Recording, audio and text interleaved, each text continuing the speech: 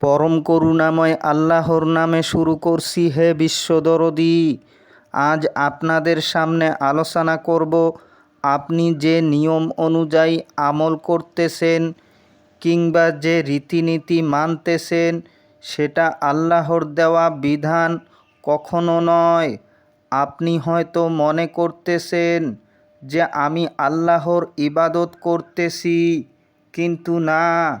কেননা দয়াময় আল্লাহ সূরায়ে বনী ইসরাঈলের ৮৪ নম্বর আয়াতে বলেন, হে নবী, আপনি বলুন, প্রত্যেকেই আমল করে থাকে নিজ পদ্ধতি অনুযায়ী, অতঃপর তোমার পালনকর্তা অধিক অবগত আছেন, কে সর্বাধিক নির্ভুল পথে আছে।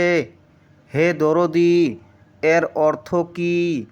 এর অর্থ কি এটা দাঁড়ায় না যে দয়াময় আল্লাহ তার ইবাদতের কোনো পদ্ধতি আমাদেরকে দেন নাই, অথচ তিনি সূরায়ে আম্বিয়ার ১০৬ নম্বর আয়াতে বলেছেন, এ কোরআনে ইবাদতকারী সম্প্রদায়ের জন্য পর্যাপ্ত বিষয়বস্তু রয়েছে। তাহলে এ আয়াত থেকে আমরা জানতে পারলাম যে ইবাদতকারী সম্প্রদায়ের জন্য পবিত্র কোরআনে পর্যাপ্ত বিষয়বস্তু আছে।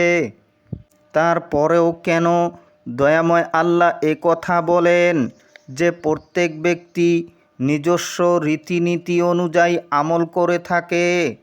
এর মানে কি এটা নয় যে আমরা প্রত্যেকেই পবিত্র কোরআনকে ছেড়ে দিয়ে নিজের মতো করে অথবা মোল্লাদের সাজানো ইসলাম মেনে চলছি না তো?